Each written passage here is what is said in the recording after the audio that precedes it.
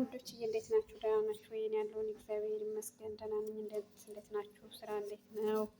ጤንነት እግዚአብሔር ይመስገን እኔ በጣም ደህና ነኝ። ነው እንጀራ እንጋገር።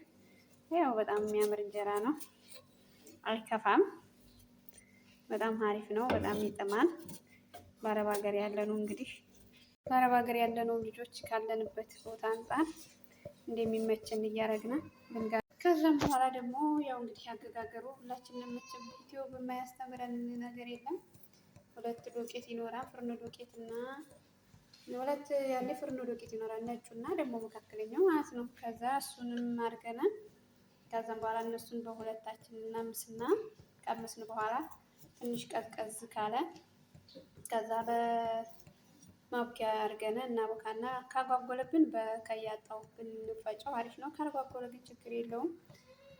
ከዛም በኋላ ከፈጨን በኋላ ግን እርሾ ይሄ እርሾ ነው አይደለ? እሱ እርሾና እንትን ማድረግ ማለት ነው። ጨው ትንሽ አሪፍ እንዲሆን ጣዕሙ እርሾም ደግሞ እንዳቦካው ከዛ ከኩፍ ብሎ ረብ ይላል ይባላል በእኛ ሀገር እንደሱ ሲል ከዛ ወደ መጋገራችን እንገባለን። ያው የኔ መጋገሪያ ይሄ ነው እንግዲህ አሪፍ መጋገሪያ ነው፣ የኩብዙ ማለት ነው። ኩብዝ ማጠፍ የሚሰራበት በሱ ነው የምጋግረው። ልክ እንደ ሀገራችን ነው። በነገራችን ላይ በጣም ትልቅ ነው።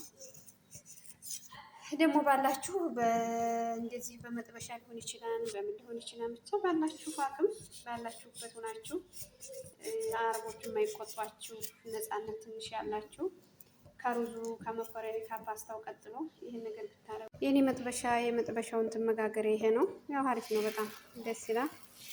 ያው በጣም አሪፍ ነው። ከእጄን ስለያዝኩኝ በእጄ እንዴት እንደሆነ አላውቅም። ብቻ ከሰረማምሰል እንጀራ አገጋገር አታውቂም እንዳትሉ። ገጠር ስለሆን በ7 ዓመታችን ምናምን ነው የተማርነው። ሊያቋርጥ ነው መሰለኝ። ያው ከመጨረስ ነው በነገራችን ላይ ቪዲዮ ለስራ ብዬ የተነሳሁት እንጂ ጨርሻለሁ። ከዛ ያው ተንተብትቧል፣ ችግር የለውም እንግዲህ እኛ እንትን ብለን ከዛ እንደዚህ እንጀራችን ከሆነልን በኋላ እንጀራችንን እንግዲህ ሁለት ከሆናቸው አንዲቱ አንድ ወጥ ብትሰራ አንዲቱ ደግሞ ያው የተለያየ ነገር ብትሰራ በሁለታችሁም አድርጋችሁ ራሳችሁ መጠበቅ ትችላላችሁ። ደግሞ ለብቻችሁም ከሆናችሁ ከዛ ራሳችሁ ጋግራችሁ በቃ መብላት ትችላላችሁ። በነገራችን ላይ እንደ ሀገራችን ያው እንደ ጤፉ እንደ ስንዴው እንደ በቀሎም ላይጥም ይችላል፣ ግን አሪፍ ነው። ከሩዙ ቀጥሎ እንደዚህ አድርጎ መብላት በጣም አሪፍ ነው። ያው በርበሬ በሚያቃጥል ነገር አለ አይደል? የአረቦቹ ቅመማ ቅመም እነሱን ጨምርምር አድርጎ ቢበላ አሪፍ ሆነ እላችኋለሁኝ። እንግዲህ አይዞን፣ በርቱ፣ እንበርታ።